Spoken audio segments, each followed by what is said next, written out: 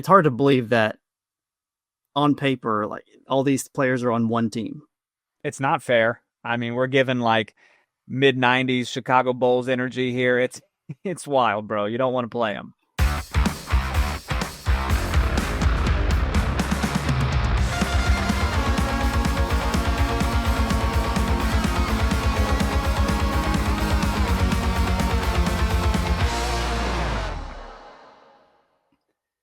What is happening, everybody? Welcome to another episode of Currently for a Victory Pod here on No Other Pod on KCSN. I'm Daniel Kooser here with Chris Wright. Talk to me. What's going on, man? We won, man. We bounced back from a draw, first one of the year, and picked up a road win and ended the home winning streak of Portland. So it's amazing. It's amazing. Going up there, I was like, man, they got a pretty good home record. Like, I don't know. I was worried. Home record deserves home wreckers, and that's what we did. What a time, dude. Very exciting stuff. Why can't the Kansas City Current use that like home wrecker in their like social media? Hashtag it or something. Trademark it. You guys can use it. It's for you. You can use it. Be spicy. Be a little spicy. Absolutely. Dude, it's never a dull moment being a Kansas City Current fan. We're very spoiled. That is not lost on us. We're very excited to be on here talking about it all the time. First things first, though. What'd you do this weekend? Anything fun? Oh my goodness. We kind of enjoyed the nice weather. Okay. The weather's been much cooler here.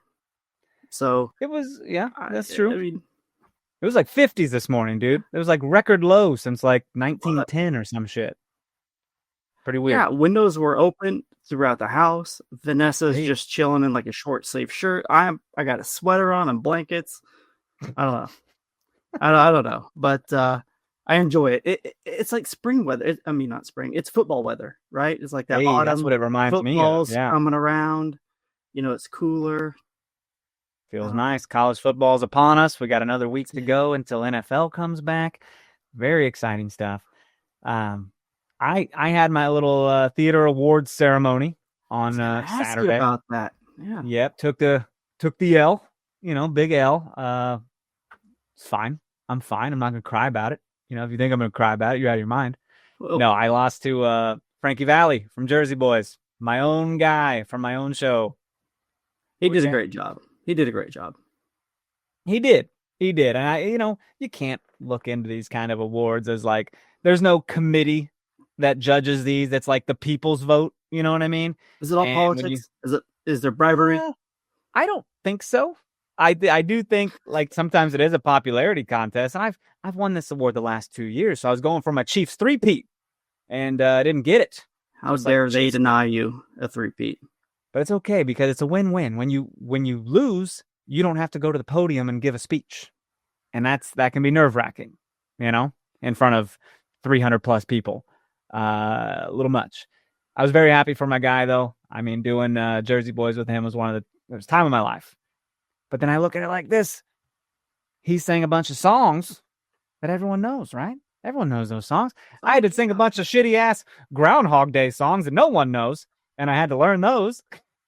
Yeah, in terms of knowing the songs and kind of having that earworm, he was definitely set up to be successful there. There's arguments for both. I gave him a big old hug. I was like, I'm so freaking proud of you because he's a younger dude and he's newer to the community. So it's kind of like, I don't want to say passing the torch, but it feels like hey, you're opening the door for another talented gentleman. 100%, dude. Like you pay it forward kind of situation. Yeah. So while the competitive nature in me is like, I just want to win all the time, dude. I want to win everything. It's like that shouldn't matter at the end of the day. It doesn't. I got to reprise my role in Unnecessary Farce, wearing a kilt in a little sketch. Then we sang a Jersey Boys song. We sang a Groundhog Day song. And I also had to present since I won it last year. So I was busy anyways. Didn't need to go give some speech. But that was my weekend. Hell of a time. Well, all right. I'm sure you saw pictures. Marissa was stunning. You see her dress? She was Sparkle City, bro. You guys look like a fantastic, beautiful couple out there. 100%. I had my little bow tie on. I was classy, son of a bitch. I'll tell you that. Doesn't happen often, but boy, when it does. Her dress had sparkles. Let me tell you, the passenger seat in my car is a little sparkly. I'm like, God dang it. You're gonna ask her to vacuum your car out after? Or is that She would, because I don't do it very often. She usually is like, let's vacuum your car. All right. Yes, ma'am. So, dude, but hell of a weekend for KC with three. Oh, KU football actually returned, which was a hell of a time. They fine form right now, looking great. Chiefs preseason wrapped up. I will say the Chiefs starters looked pretty damn good. Chiefs starters doing good things. And then the backups came in, not so good.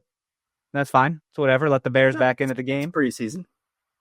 Of course, it doesn't matter. But if you're not a Chiefs fan, you're probably very happy to see them lose even the most meaningless of games. I was doing a workout video this morning, by the way, and the trainer goes, she said something like "Fly, Eagles, fly," and said, "Sorry to all my Chiefs fans out there." And I was like, "You son of a bitch." That is treason at the highest level. It was. And then Casey Current got it done. Sporting did not. Did you watch the Sporting game? I did. It was close, but I mean, it was first half was close. Yeah, left a lot to be desired. Yeah, got a little wild. So, anywho, an NXT event was Sunday as well. I should have told you that. That was a fun little time. Yeah. AEW had a pay-per-view, which I try to stay away from. I have not rewatched it, so I'm interested in that. And, I'm a little more exciting than the intro led you to believe. I have my fantasy football draft. So, yeah. Okay. I have friends. So is that a live draft? You said I have friends. It's our kickball team. Yeah. Cool. You did a live draft? This time it was remote, but the last 3 years we did a live. Gotcha. We even have everything. I have a live draft this Saturday that I'm not going to go to because KC Current plays at home, so I will send in my picks, if you will, or your rankings of what you'd like to take and what's round and shit like that. That means I got to think, bro. I haven't played fantasy football since 2016, maybe. I got out of this long league I was in. I was in it for almost 10 years. I was like, I don't want to do it anymore. And I actually started to enjoy watching football a little more. I was like, I don't have stake in these nonsense games, hoping that my receiver can get 10 more yards to win this game, But now I'm back in and I'm a little stressed. So I might be hitting you up for like tips and tricks, dude. I don't like having to be in charge of something, and it's just a cheap $20 league, but still, you want to compete. You put any money in on it and you immediately pay more attention. It could be $5. You care a little more. But I don't want to watch like all the games. Back then, I remember watching football all day, drinking a mini keg of Heineken. I don't know if you remember these mini kegs. They were little bitty your things. Apartment up at Legends. Oh, Legends, yeah. Yeah. I made it. We brewed our own beer in that apartment. That was a fun time, dude. You did. I'll never forget the jalapeno lager I made. That was delicious. I don't think I had that. Probably not. But you got to chop up the jalapenos and boil them and put them in a little knapsack and put it in with the brew and just let it simmer for weeks. Too much work for me. Hey, get on your own supply though. No, nothing wrong with that. Not at all. Well, anyways, I'm going to hit you up because I don't know shit about fantasy anymore, dude. I don't know how things have changed. Is it like, do you go quarterback top pick, or do you do like it used to be? You would take a running back early on, but now all the quarterbacks are just nonstop. It depends on the type of where you're picking and the depth you think you have in front of you. But it's a snake draft. Okay. And I'm number 12, so I get that 12th and 13th pick, It depends who's there. We'll talk offline and we'll get you sorted. Okay. And it's a keeper league, so a lot of people are keeping like different rookies. One guy's had Patrick Mahomes since 2017 or whatever. I'm like, this son of a bitch. Like, that's doesn't seem fair. I don't think he'll be there, but Genty, running back for Las Vegas, he's a keeper league. Wow. So I think that might work out for you, but he might be gone by then. I don't know. By the 12th pick, you think he's a first rounder? He's probably like a top 6 running back, and he's a rookie. So if it's keeper league, I don't know. That's just what I'm talking about. We need a fantasy football spinoff pod, dude. You're a regular Matthew Berry over here. I don't know. People who are listening to this is probably disagreeing with everything I'm saying. I don't know.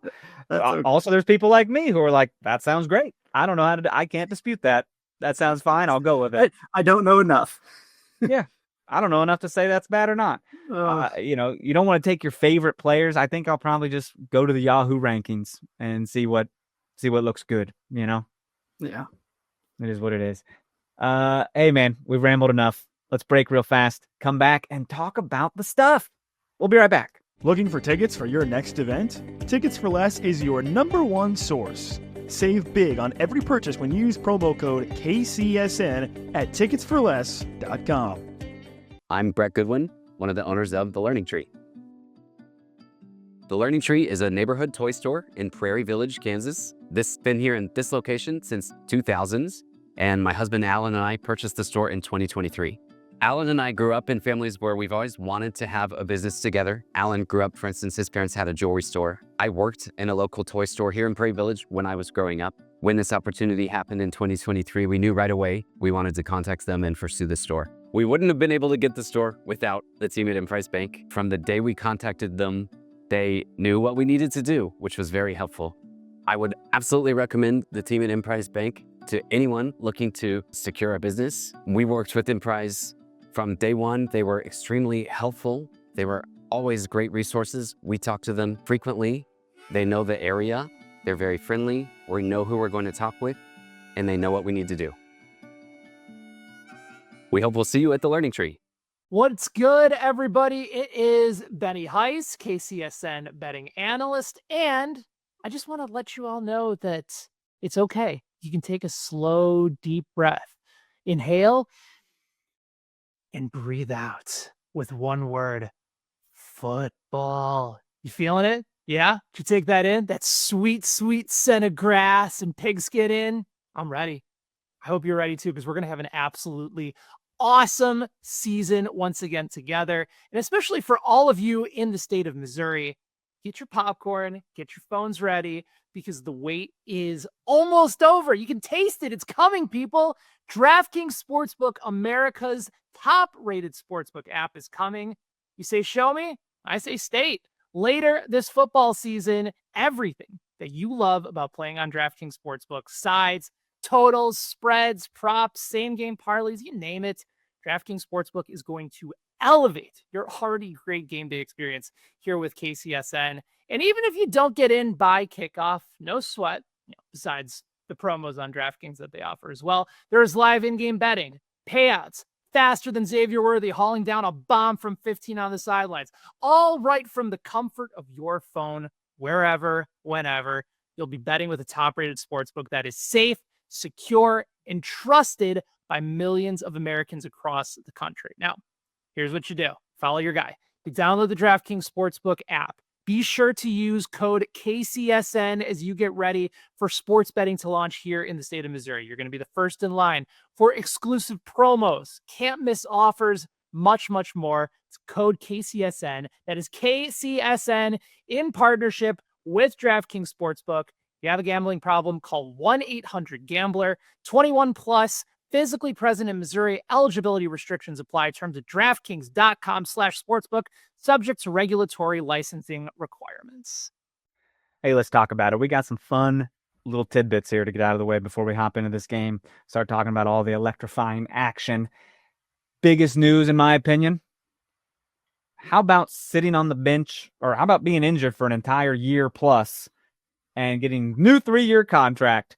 Gabby Robinson worked her butt off to get back in this game, and is rewarded with a contract extension, man, and gets activated off the season-ending injury list. Spoiler alert, played like 10 minutes this past game. And she made the most of it, didn't she? Made the most of it. Boom, red card, take another seat. Like, welcome back, and go away for a bit. That just goes to show you that, like, practice is not the same as play. Your timing is certainly hard to get that down in practice. But I'm happy for her, man. Like, she got a contract before she got hurt. Came in. This is her second contract, so I don't know how they kind of redid it or if it's a new one altogether. But through 2028, Vladko thought she was going to get called up to the national team. Prior to her getting hurt, she played out of her mind prior to getting hurt. So I think they just saw how hard she worked and how good she was in training, and just didn't want to let her go, man. Having Cook, Gabby, and Sharples, that has got to be the most talented and best center back trio I can come up with in the league. Pretty wild, man. And Gabby's young. I think she just left college in 2022. So 3 years removed from college there. But got the ACL injury last May. And then back here in August, dude. 15 months, Pretty wild. Excited for her. We've been like, oh, she's coming back. She's working hard. It's been really cool to see all the players double down on that aspect too, and be like, we're very proud of her and seeing all the hard work she's put in. She was drafted kind of late too. She was not a player that was supposed to come in and earn a starting spot last year and beat out. Those are the best though. Those are the best, dude. Like the Tom Brady's. You know what I mean? It's awesome. In the pre, this is back when there was a draft, but in the draft rankings, which we all love those, right? Coming out of college, she was not very high. Yeah. She was not very high. A lot of people did not think she would make a squad, and look at her now, right? Second contract, playing for the Kansas City Current. If she keeps up what she's been doing prior to getting hurt, she could get called up to the national team. She's young. Sky's the limit. Sky's the limit, dude. And we're signing these ladies to 3-year extensions. We have a core group of people that we've extended that is going to set us up for success for the next 3 years at least. It's crazy. I'm very excited for that. I remember the Croy Soto, back when she was a starting, defender, and that was Gabby's first year, and the ball got hurt. And it was just taking a look at our center backs then to now is night and day. And I mean, like you just mentioned, man, our core defensive group outside of Mace, who's a free agent next year, outside of that, man, we are absolutely set defensively. And Lorena, I mean, that defense is going to be locked down for a very long time. I know. And that's how you win games, dude. It's exciting. Yeah. You keep the other team from scoring. I mean, it's amazing. Moving on. Didn't we already talk about Flora Martelacho joining HB Couge? Wasn't that already a thing? But I saw they did a release 5 days ago. But we absolutely spoke about it on this podcast. So when I saw this whole write-up, I was like, was that just announced early, but wasn't officially in some kind of write-up? Because she actually played with those women when they did that little scrimmage against KC Current weeks ago. You remember that? I do. Yeah. Okay. I'm not losing my mind, but I'm pretty sure that happened. Well, it was, we loaned Jericho. Oh shit! Was it Jericho? Yep, it was. So we loaned another player then. Yep. Okay, I'm losing my mind. You see, when you own a second team, you can loan anyone you want. It's kind of weird, dude. It's kind of a Man City, New York City FC situation. I used to hate that. Yeah. Because I wasn't a part of that structure, right? It was just an elitist thing. Now that I have it, I don't mind it. Kind of part of it, get them over there, get them in a team and allow them to play more. Well, goddamn. Okay. I'm happy for Lacho. We saw her for a bit, every now and then as subbing in and stuff and even, played a pretty good minutes over the summer. Yeah. Well, that move corresponds with Gabby coming back as well. Yeah. So, her coming back, they had to make a move. With Ali Setnor coming over, obviously, that filled the gap that DiBernardo left when she went on maternity leave. So, I mean, I like the moves they're making. Absolutely. Couple more things. You see BFC setting some history. I did. Some attendance history at Oracle Park. That's so pretty cool. Wild. It was a baseball stadium, right? That's what Oracle Park is? Yep. Pretty wild. Good for them, I suppose. How about Orlando Pride Setting a new women's transfer record, huh? They're dropping. They are real close to losing out on a home playoff game, which is wild. And Banda's out for the year. She got an injury during that heat wave game. And they just upped their midfield here, though. They just got Mexico's Lisbeth Jacqueline Ovalle. Yeah, she's really good. Yeah. So if you are hoping to not deal with Orlando in the playoffs, I don't want anybody to ever get hurt, ever, right? But if you are another team in the league, not having to deal with Banda and Ovalle, it is a great thing. Yeah. Banda was the vast majority of their offense. So it's going to be interesting to see how they she had 8 goals. The next closest player had 3, and that was Marta. And Marta had 2 PKs. So we'll see how Ovalle fits, but having Banda go out it's unfortunate for sure. I'm gonna say Ovalle because it's a double L, Yeah. Just I got a little spiciness in me. I'm muy caliente. You know what I mean? I can get after it. I can fake it. I don't have any of that spice. I got the vanilla. Got a little bit. You live with a woman who speaks pretty good Spanish. I've heard her talk some serious shit to Mexican soccer players when they're doing a corner kick. Oh, that was. He looked over and had that glimpse. That was cool. She said some bullshit to him, and he was just like, "You motherfucker." Can't remember what she's. I don't know. Just basic. It's not for repeating. I'll tell you right now, it's probably not going on here. But dude, the previous transfer record was set when Arsenal paid Liverpool $1.3 million. That's in Europe. You expect those kind of big transfers. You come to America, and Orlando is breaking that record. It's pretty cool for our little NWSL league, man. Yeah, it just goes to show, man. Like we're right up there, with the attendance over in Bay, and then this transfer. It's benchmark after benchmark after benchmark, and in 10 years' time we'll forget about it, right? But you just got to appreciate these moments when they come. Oh yeah. Do you like and the hits just keep coming for Orlando because they lost this week, dude. They dropped more points because Alyssa Thompson gave Angel City their first win since May. Is that right? Insane. It absolutely insane. Good for Angel City as they've been struggling too, but to beat Orlando is like, Orlando, you gotta get it back together. You're gonna miss out on this home playoff game. You're in trouble. I mean, I would rather not have to go to Orlando if I'm any team in the league. 100%. But Washington looks scary too. Like there's some teams that are going to fill that gap for sure. Bro, Portland is in 5th, 2 points away from Orlando. With a win and a loss there between Portland and Orlando drops out of that top 4. You know what I mean? Which we know that guarantees you a home playoff game. It's getting crazy. We're still 12 points in the lead though, so we don't look at us. 9 games left, 12 points up. And I think out of our 9 games, I think 6 are at home or something like that. So, dude, it's weird being hated, right? You're kind of like, it feels like being a Chiefs fan. You're like, I'm a Chiefs fan. Like, don't be mad, but I'm a Chiefs fan. That's how this is. I'm a KC Current fan.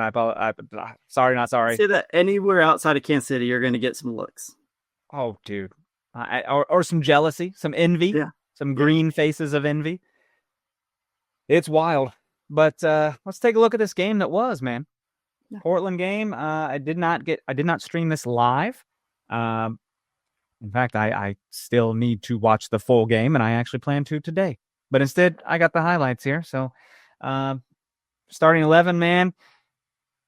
Portland looks, you got Sam Coffey in the middle, who's one of the better midfielders in the league, right? Anyone that we were really worried about on here? I mean, you have old friend Alexa Spanstra on the bench. Yeah, that was cool. She came in a little bit. Castellanos is always a very creative player. I was more worried about Rylan Turner. It didn't really have a good game. And credit to our defense. I wasn't really worried too much. Moultrie's had a really good stretch here recently. Yeah. But Sam Coffey, she dictates the pace of the whole game. Sugita is a very crafty player. She was a lot of fun to watch. She had a couple opportunities, but yeah,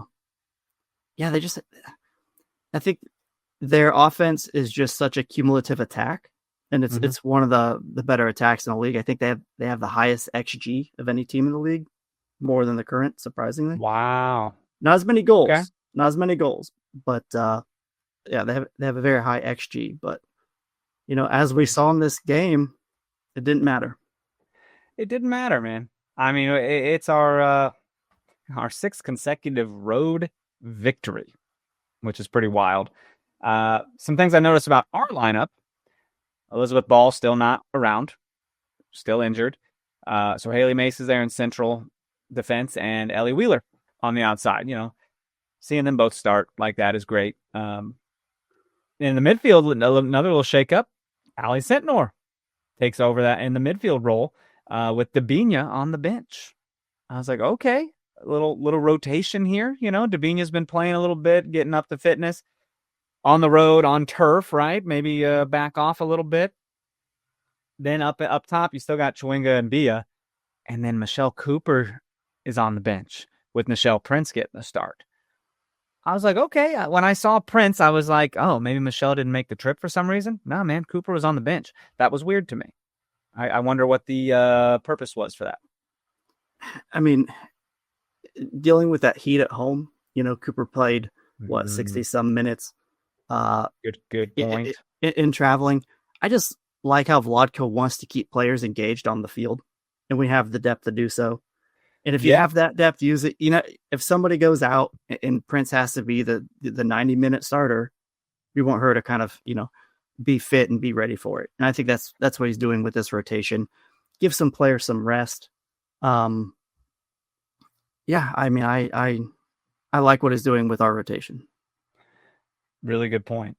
Man, we were getting after it right out the gate in this game.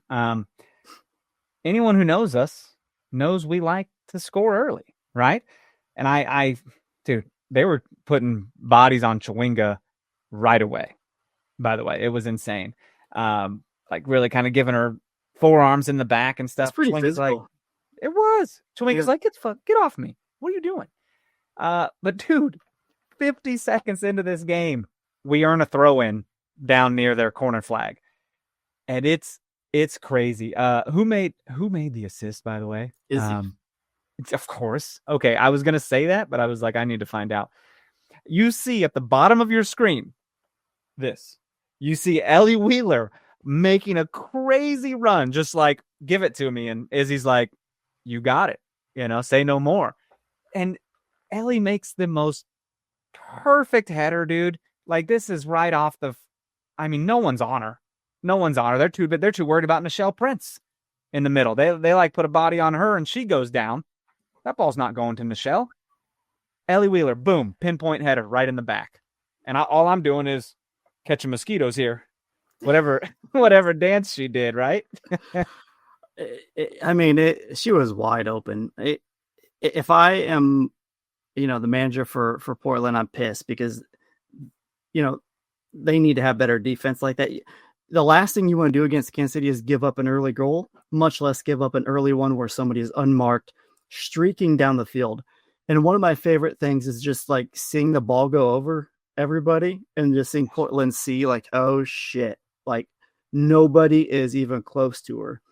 And credit to her for that finish. Yeah, it's an easy header, but when something is so easy, it's difficult. You can mess it up. Yeah. I mean, she puts everything into it. Both the hands pull back and the head goes forward right into that open net. There's black jerseys everywhere, just not near her. Not watching that back runner. I also saw Labonta posted online and said, you wonder if playing on turf gives you back problems, but it's actually a little Claire Hutton jumping on your back for celebrations. I saw that picture and she's like sky high, getting ready to come down on her. I know. It was great. And Lowe jumped on the pile too, man. We're just having a great time. Just a lot of fun. A few minutes later, Portland gets a little shot on Lorena. Easy peasy. Easy peasy, Scoopy. Not a big deal. But one thing I noticed, man, as I do every freaking game, is that our defense covers things.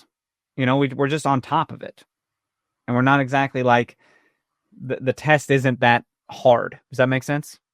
We are we are very rarely exposed, and we are very rarely out of position. Mm-hmm. And Lorena knows precisely what she's doing. In the 10th minute, she had to sprawl out to the right, kind of make a little diving save, which was pretty wild. And then they shoot one back in, and she, like a little floater, and she just jumps up, comes out and intercepts it. Like her brain, her goalie acumen it's unmatched. Oh, wait, because she's a Brazilian goalkeeper for the national team. I think she's pretty good. Her decision-making is incredible. Like, you always, one of the difficult things of being a keeper is like, do I stay? Do I go? Can I make it there in time? Do I have traffic in front of me? And she just makes those decisions, man, and goes for it. And she makes the correct decision 99.9% of the time. Yep. And Ellie Wheeler was feeling herself. She took another shot outside the box later in the first half. I was like, okay, that's what happens, dude. You score once, you try to go again.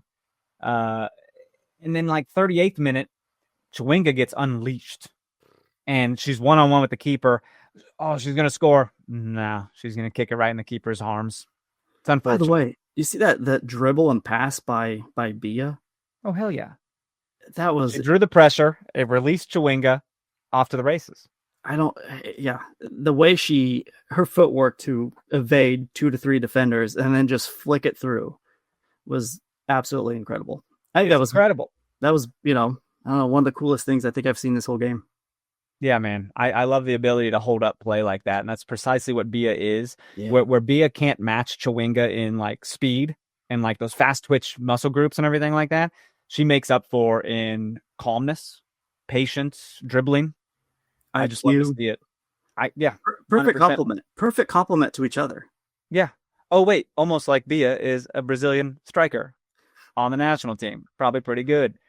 Winding down in the first half, Chawinga's unleashed again, bro. And she hits the post. Hard. Like that was, oh my God. You just want to see her extend her lead, man, in this Golden Boot race. We talk about it every week.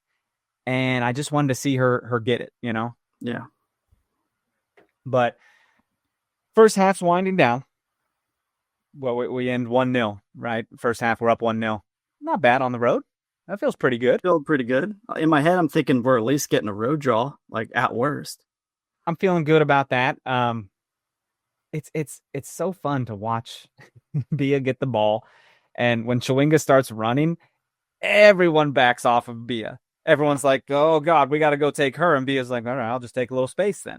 You know what I mean? Like, if you're not going to come to the ball, what a horrible thing to have to do. Like, you have to have someone stop ball, but you have to have someone guard the rocket who's on the outside streaking down the flank there. We're dangerous. And that's scary for other teams, man. I wouldn't want to play us. I mean, you got Prince streaking down the other side or Cooper, depending on who's in the game. And then right behind Bia, you got Sentinor or Dabinia. Like, yeah. It's hard to believe that on paper, like all these players are on one team. It's not fair. I mean, we're given like mid-90s Chicago Bulls energy here. It's wild, bro. You don't want to play them. Hey, let's take a quick break, come back and talk about the rest of this game. Stay right there. Thanks for listening to KC Sports Network. Make sure you download our new app. Find it on the App Store or Google Play. Just search KC Sports Network. Boy, oh boy. This second half, we kind of slowed it down for about 20 minutes. We just played possession, played defense. Nothing really crazy happened for a while. Is that what you noticed? Yeah, it was really just kind of trying to take the life out of the crowd a little bit, try to take the life out of the, out of Portland, just killing that clock and allowing them to, forcing Portland to have to be more aggressive, which obviously opens it for the counter for us in Chawinga and Bia. So, I mean, they did a great job of just not giving Portland anything easy. It's hard to see out a 1-0 road win. You know what I mean? So, like, when you're up 1-0, and it really seems like we called the dogs off But there was a couple sequences here within like 2 minutes and like between the 63rd and the 65th where Bia had to make some pretty fast saves, dude, like falling to her left both times. The ball was just bouncing around. You got Izzy with her hands behind her back, playing her ass off. And did I say Bia? I meant Lorena. Yeah. Lorena had to sprawl to her left and save shit. She made some great saves. Her positioning is incredible. How she sees through players. Because there's moments I'm like, she can't see anything. She's got a wall. How do you see the ball? Yeah, she's got a wall red in front of her. Like, you can't see anything. But whenever that shot comes off, she's in the right position and she makes the right read every time. You know how many times I've been yelled at in a soccer game for like standing in front of a goalie and we get scored on and he's like, I can't see. And I'm like, I don't know what to do about that. I'm so sorry. but Lorena's just like, I can see just fine. X-ray vision. I got it. She just tracks it, dude. There's no shortness of, there's no, what am I trying to say? No lack in concentration. Right. There's really no flaw in her game. There's really no. Right. And I'm like, dude, I need Chwinga to get a goal because Astaire did not score this weekend. She didn't. And that's the race right now, especially with Banda injured. That's the race. And boy, oh boy, Ellie Wheeler's like, I need an assist, baby. I can't a goal? That's fine. But I need something else on the stat sheet. I need team of the week, which she made, by the way. Little team of the week action with Claire Hutton. Pretty exciting. She boots one down the field. And this is just that boot and scoot mentality we do. Like, hey, Tyreek Hill's down there somewhere. Like, that's what this is. Chwinga's down there somewhere. We're just going to hit it. That's what happens when you put a team down 1-0. They have to come forward. They have to try to get the equalizer. And when all their players are up front trying to make something happen, and we just, like you said, boot and scoot, just send it down the way, and you're on a foot race with Chwinga, I mean, good luck. That's very hard to stop. Very hard. And she's got two defenders on her back as she accepts this ball. Goalkeeper's coming out a little bit to try to help, and Chwinga just slots it by. Goalkeeper's on her knees, hands out, like just megs her right under the legs. Yeah. Her shot was interesting because it wasn't really like a traditional shot. She like toe poked it or like kind of scooted it. It was really unique, but it looked like she was running. It looked like she was just in a running motion, and the ball comes out. She megged her, almost kicked it with like the studs of her shoe, right? Yeah. It looked like a little scoot forward. Brilliant. When Chwinga scores, I'm happy, and I've been happy for a few years now. It feels good, dude. But that pass, I mean, yeah, you can just kick it down the way and hope she gets there, but it was in her path. Like it was coming. Yeah. And with that goal by Chwinga, obviously she's tied with Astaire, but because of the tiebreaker is assists, by the way, mm-hmm. and she has two more than Astaire. So she's technically, if it were to end now, she would be the Golden Boot winner. Look at that. Well, can't count the chickens before they're hatched, of course, because they got a lot of games left. Portland rattled the woodwork at one point, dude. That was a little crazy. Did you see that in like the 70 something? Just Lorena had to go full extension, dude, and it hit the crossbar. They poured it on late. They did. And, as we mentioned, Gabby Robinson comes in about the 88th minute, something like that, 87th. And, oh boy, did she make the most of her opportunity. And while I have to commend the aggressive play of Gabby Robinson, like coming in, making the most of your opportunity, but I need this to be a meme 10 times out of 10 was her getting the red card like this and turning around so the camera gets her. Like no teeth were shown. It was just all lips, and she just couldn't believe it. She couldn't believe it. But like, you stepped on her. It was full studs. It was a red. I mean, make no mistake, it was a red card. It's unfortunate. If she would have just like nicked her foot, feet get stepped on. You know what I mean? But the fact that it was studs into lower leg like that, I get it. The image is hilarious. I paused it on the highlights. Very funny.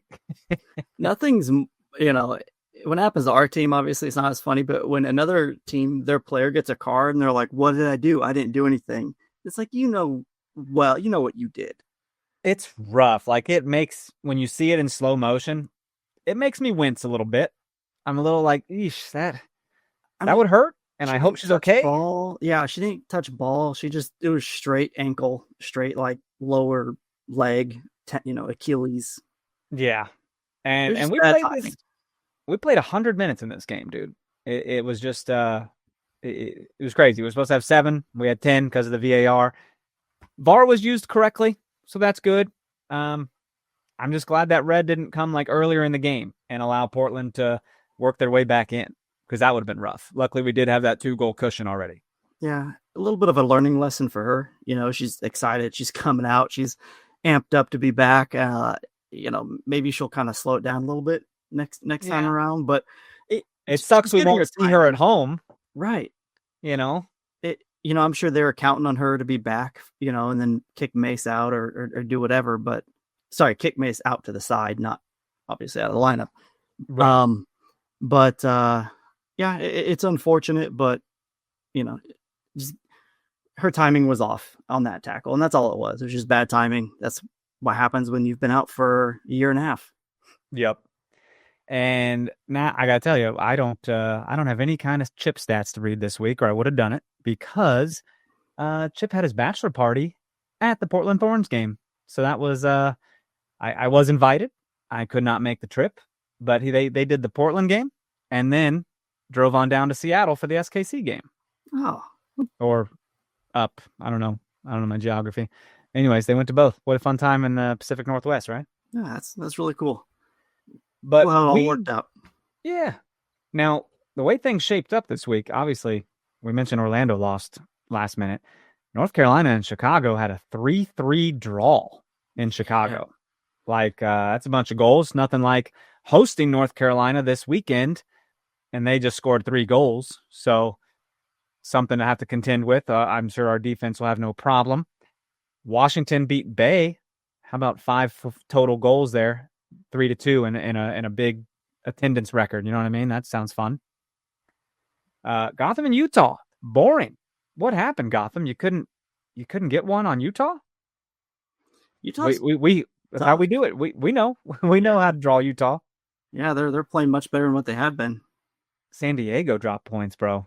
Louisville beat them 1-0. Yeah. San Diego's been climbing the ranks there, and they just can't separate themselves from that little cluster.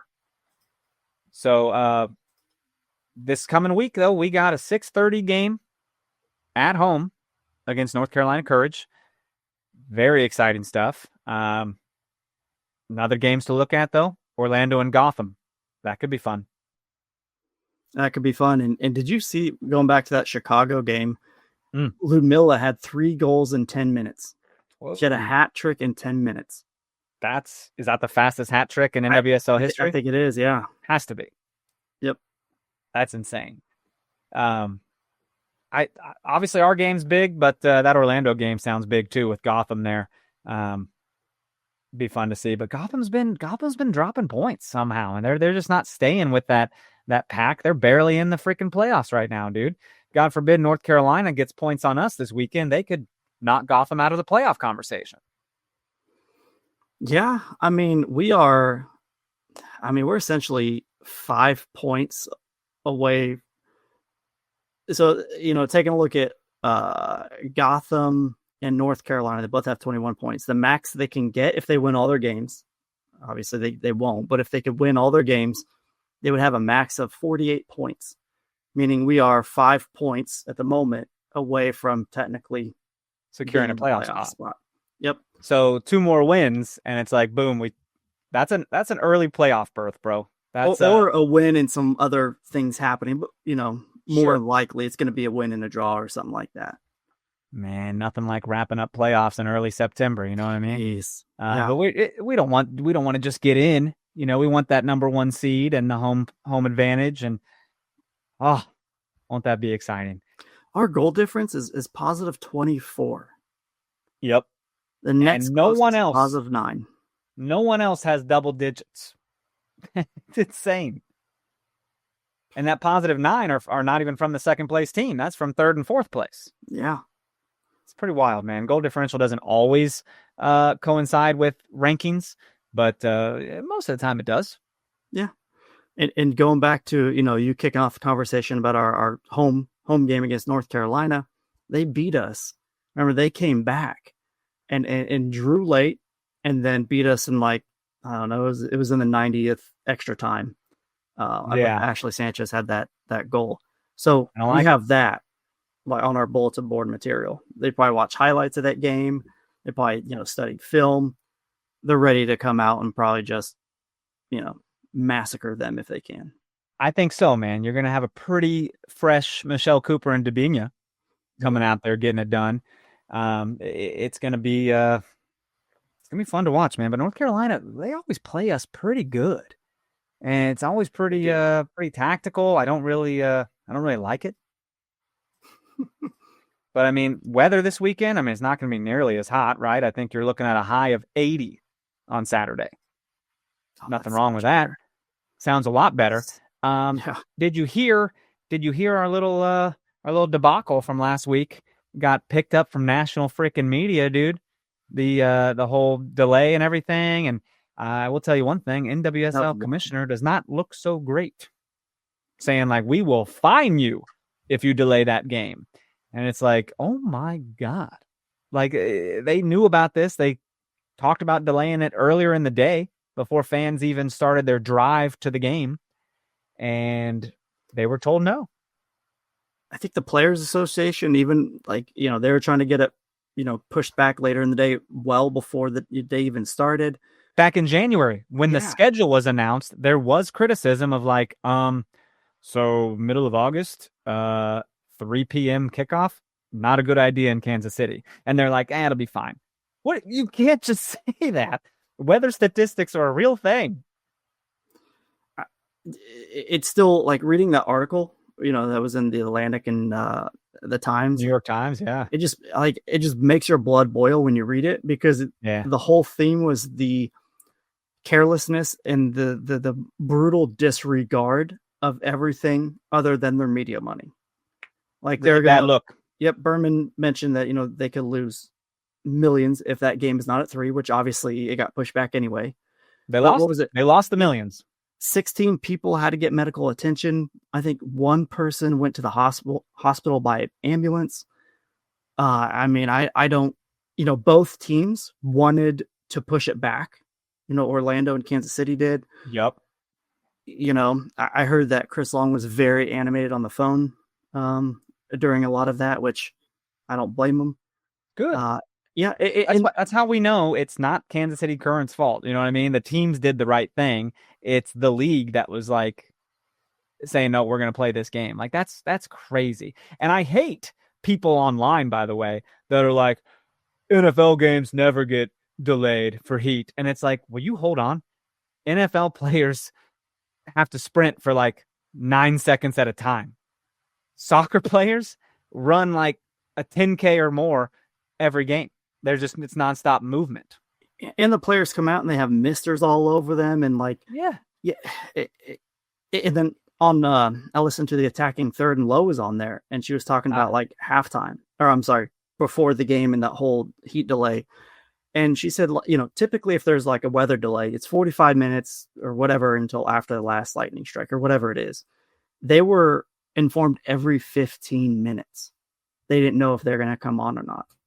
Every 15 minutes up until that last large delay.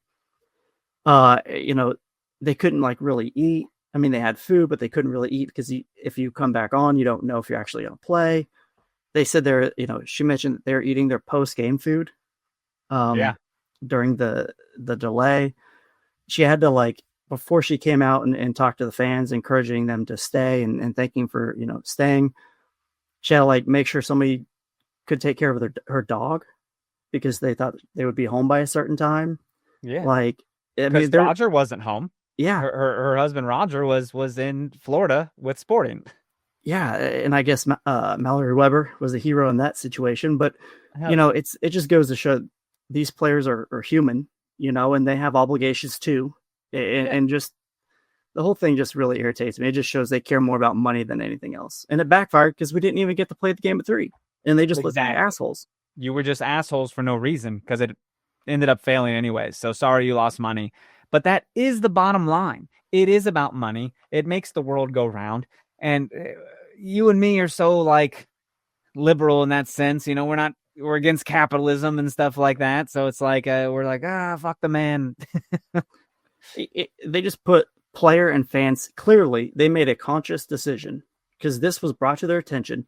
They made a conscious decision months ago, and even leading up to, like they try to postpone or delay the game 3 days before the game when National Weather Service issued. It's almost like we know what we're talking about on this podcast. The Athletic really should have interviewed us. We knew what we were talking about. In the fact that they knew this throughout this entire process and still kept the game as it is, shows their, complete disregard for the fan safety, player safety, crew safety, everybody in that arena, in that stadium. I do wish there was some way to make it right. Like, obviously we know it's not the current responsibility because it wasn't their fault.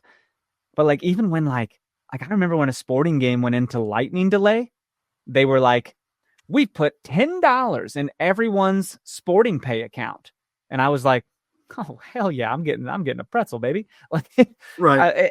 It made it feel better. And that was a lightning delay. This was something that was totally controllable. And, we're not going to get any kind of, I don't know, repercussions. Or I don't know. We're not going to get any payment. Well, in the article, they mentioned that there was free drinks. Now, I don't know if that's just they gave out free waters. I don't know. I didn't see it. And non-alcoholic is what they referenced. Right. I didn't see it, but if they did, it's good on them. I'm glad they had it. Sure. They have water fountains like that. That's also free. Yeah. It's a shit show, and it makes the league look terrible, as it should. Jessica Berman should have to answer for this whole situation. Way more than half those fans went home. I mean, they couldn't stay there. Like, okay, we have things to do. It's a safety thing. Like, if they stayed there, like, they could be dehydrated. They could have some type of heat-related illness. I also think people did. I think monetarily as well in my head. I'm like, well, dude, there's a ticket I just lost out on. I didn't get to go enjoy a game. Instead, I went and spent money on food. And what happens to that ticket? You know what I mean? But it is what it is. It's in the past. No one's going to talk about it ever again. You know what I mean? It's going to go by the wayside and just get buried by something else. I hope the CBA is on, the Players Association stays on her ass and just makes her. They're going to fine the Current. Yeah. For not. Now, there was no fine announced. There was no fine. Were absolutely threatening that, which is like, you slime balls. That's crazy. It just irritates me so much. I know. I would love to see Chris Long fired up because he just seems like the most sweet man in the world who gives a hell of a booming high five. Yeah. He broke my capillaries, if that's something you can do in your hand.